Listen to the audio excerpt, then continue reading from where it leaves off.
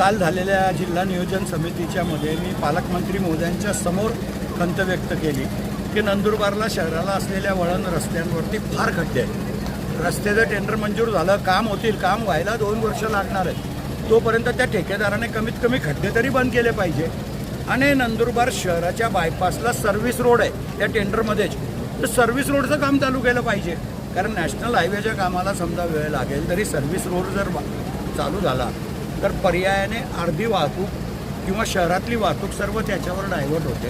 तर service road चालू करायला सांगितलं तर कमीत कमी लोकांना कळून जाईल माझं अतिक्रमण कुठपर्यंत। डिमार्केशन जरी झालं तर लोक अतिक्रमण काढायला सुरुवात करतील, नाहीतर मग शेवटी पोलीस बळाच्या जीवावरती अतिक्रमण काढता येईल। पण याची सुरुवात तरी केली पाहिजे। पण काल दुर्दैवानं DPDCच्या मीटिंगमध्ये ते कार्यकारी अभियंता हजर नव्हते। सर, पण ऐन पावसाळ्याच्या तोंडावरती ठेकेदारांकडनं कामच सुरू केले गेले, हे कुठेतरी चुकीचं आहे असं वाटत नाही का? किंवा अधिकाऱ्यांना त्यांना ताकीद द्यायला पाहिजे किंवा अधिकाऱ्यांवरतीच कारवाई व्हायला पाहिजे? नाही, अधिकाऱ्यांवर कार्यवाही पाहिजे एवढा मोठा मी नाही, पण मी नंदुरबार शहरातले गणपतीच्या दृष्टिकोनातून आम्ही आता आदिवासी गौरव दिनाच्या निमित्तानं सुद्धा खड्डे बंद केले होते मुरुम टाकून।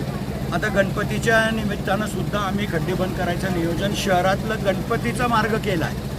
त्याच्यानंतर आज खरं म्हणजे खड्डे बंद करायला सुद्धा असंख्य अडचणी आहेत। 50,000 रुपये टन होता डांबरचा रेट, इराण आणि अमेरिकाच्या युद्धामध्ये 77,000 रुपये टन झाला आहे। त्याच्यामुळे ठेकेदाराला परवडत नाही आणि ठेकेदार वाढीव दर मागतोय। आमच्याकडे वाढीव दर देण्याचे अधिकार आम्हाला नाही, म्हणून मी नगरपालिकेचा सर्वसाधारण सभेचा ठराव करून महाराष्ट्र शासनाला पाठवला आहे। महाराष्ट्र शासनाने जर निर्णय घेतला किंवा सार्वजनिक बांधकाम विभागाने स्टार रेट मंजूर करून दिले तर आम्ही नक्की त्याला भाव फरक देऊ आणि झक मारून त्याला काम करायला लावू। सर थोडंफार त्यांना बी दोष देता येईल, पण थोडा दोष त्या करण चौफुलीच्या शेजारी असलेल्या दानेजला सुद्धा दिला पाहिजे। तो साधे खड्डे बी बंद करू देत नाही। लोकशाही आहे नंदुरबारमध्ये, याचा अर्थ ती जास्तच आहे।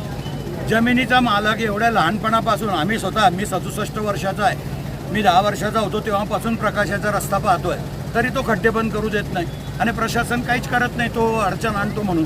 अरे पोलीस प्रशासन कशासाठी आहे? कायद्याचं राज्य आहे। एकदा सर्व प्रशासनाने उभं राहून सर्व खड्डे बंद करायला लावायचे। करण चौफुलीच्याच परिसरामध्ये 200 मीटरमध्ये जेवढे खड्डे आहेत की ज्याचा हिशोबने लाज वाटते या शहरामध्ये यायची, पण हे थोडंफार प्रशासनाने सुद्धा बघितलं पाहिजे। एक माणूस नाही सांगतो म्हणून आम्ही खड्डे नाही बंद करायचे असं नाही होत। तर मला